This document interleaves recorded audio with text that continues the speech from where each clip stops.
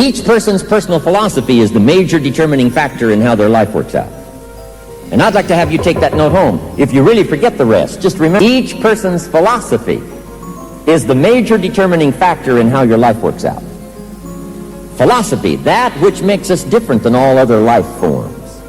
The ability to think. Philosophy. Okay, now if you would have asked me at age 25, Mr. Rohn, how come you find yourself in such an embarrassing position? Pennies in your pocket, nothing in the bank, creditors are calling. You're waving your big mouth promises.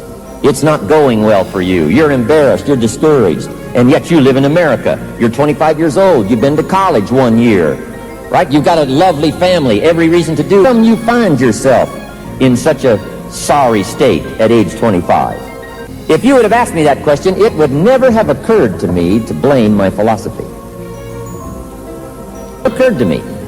You say, well, Mr. Rohn, what do you suppose were the reasons why you were not doing well at age 25? Well, I didn't blame my philosophy. I found it easier to blame the government. I found it easier to blame taxes. I used to say taxes are too, what? High.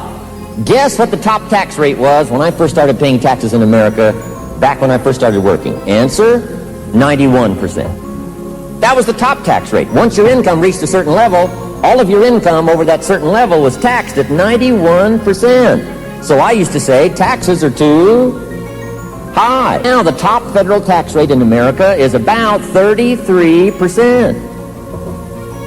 But guess what I still hear people say in America? The reason I'm not doing well is because taxes are too... You see, that doesn't make sense.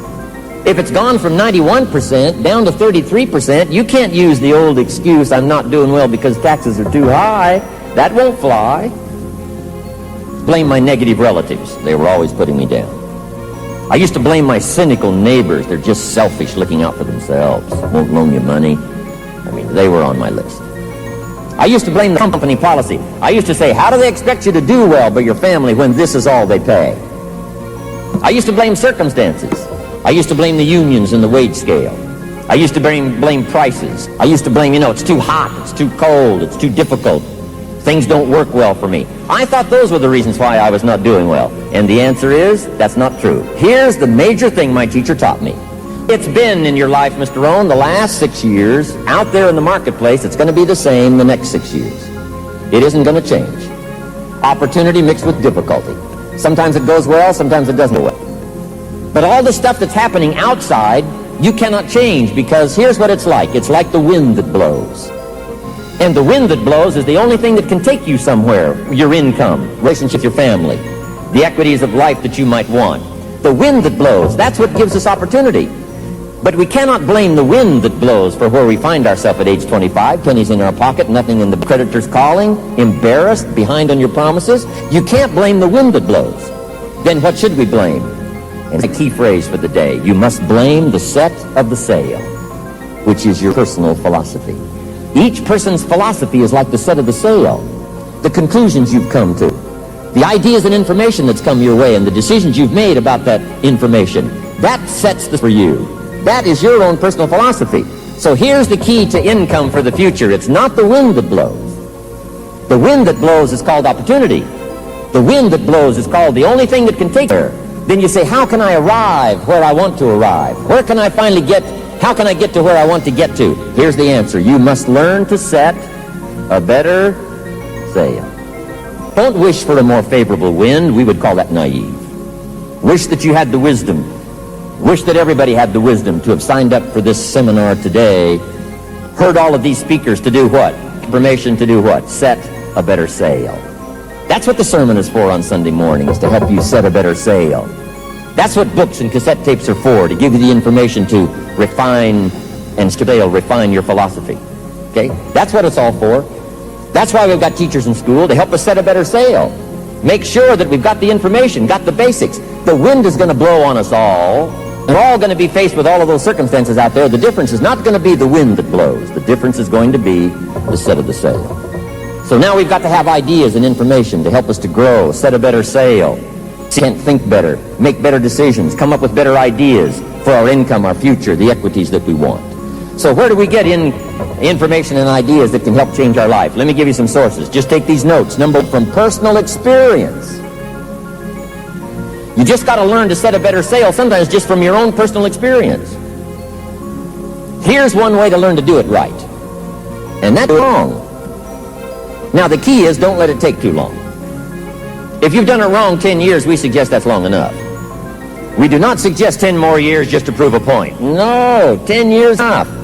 When I met my teacher, Mr. Schoaf, I'd been working 6 years between ages 19 and 25. My teacher simply said to me, Mr. Rohn, you've been working 6 years. How are you doing? I said, not very well. He said, I suggest you not do that anymore. What a swift and quick analysis of my current situation. Why wouldn't you now ponder ways to analyze your experience of the last 6 years and see if you can't apply that experience to the next 6 years and make things for your life totally different than it was the first 6 years? I had never thought of that. Learn from your personal experience. My personal experience was not good.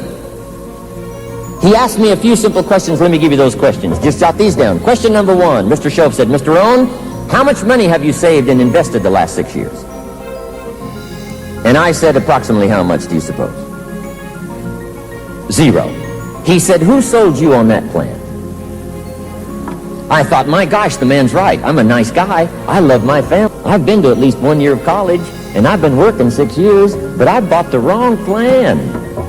And I thought, wouldn't it be pitiful to wind up age 40, age 50, nice guy, family, bought the wrong plan.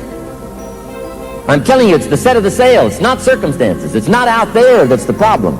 I used to say, things cost too much. Here's what my teacher said, Mr. Rohn, let's face the reality. You can't afford it.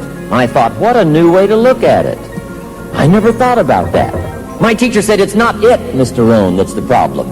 It is like it's been for 6,500 years. It isn't going to change for the next 6,500 years. Opportunity mixed with difficulty. Then I asked, well, then how will my life ever change? And here's what he said, if you will change. And I want to give you that promise on this March Day 92. Take this home with you. I came all the way from America to Brisbane to bring you this message, and here it is. If you will change, everything will change for you. Don't wish for things to change outside. It's not going to occur. Night follows day, day follows night. Expansion follows recession, recession follows expansion. The ups follow the downs. It follows opportunity. That isn't going to change. It isn't going to change in the 90s. So how will your life ever change? Just pick up this promise that I give you on this March Day. If you will change and set a better day, do some better reading, pick up some ideas and information, learn from your own experience. I'm telling you, you can set a better sail in the 90s, and you do not care about the wind that blows. You'll be so ready and so equipped to handle any wind, handle any circumstance. It won't matter what the government does. I'm telling you, if you understand this stuff, it doesn't matter what taxes are. It doesn't matter what prices are. It doesn't matter the recession. None of that stuff. Once you understand that all of that is simply the wind that blows. And all you've got to do to let the wind carry you where you'd like to go is simply set a better sail. One of it is learn from your own experiences. Now here's number 2. I call it other people's experiences. That's why we came by today, these speakers, myself, to share with you some of our experiences. Might save you a year. Might save you might save you an empty purse 6 years from now. Might save you having to explain rather than celebrate. That's what we all came by for, share our experiences. Now there's 2 kinds of people to jot this down. Number 1, failures. You got to learn from failures, people that have messed it up. Learn from negative as well as positive. It's too bad failures don't give seminars. Wouldn't that be valuable? A guy that's messed up his life for 40 years. You just say, John, would you come and spend a day with me? I will bring my journal and take good notes. Just tell me how you messed it up. A good-looking guy like you, got a lovely family, every reason for doing well, threw it all away. Give me the notes so I don't make the same mistakes. So number 1, learn from negative. Here's number 2, learn from positive. Somebody that's got some answers, somebody that's done well. Pick up the information to the best of your ability. That's what you're here for, from the positive. Somebody that's done well. Farm boy from Idaho, raised in obscurity. The speakers that were here started from scratch and started from nothing. Now they're able to make this kind of a presentation. You just got to pick up that information. Mother who has magic with her children. Wouldn't you want to know? You say, Mary, if you'll meet me tomorrow morning for breakfast, this neat little cafe, I'm telling you, you'll love it. I'll pick up the tab and meet you tomorrow morning for breakfast. And you say, Mary, how did you get this magic with your children? She says, well, to be honest with you, up until 3 years ago, my kids were out of control. And then I read this book. I went to this seminar in a conversation with a friend who gave me this 1, 2, 3, 4-point program. I'm telling you, I've been practicing those 4 points for the last 3 years. That's how come I've got this mess with my children. Would that be a good breakfast or not? Would that be valuable information? I'm asking you to look and search for ways and means to let your mind be filled with the ideas that can absolutely change your life and set a better sail. That's why we came by today, right? That's why I came by. I love the stories I've been collecting here. I came to Australia 14 years ago. I've had anyone on this trip say to me around Australia, I attended your lecture 14 years ago.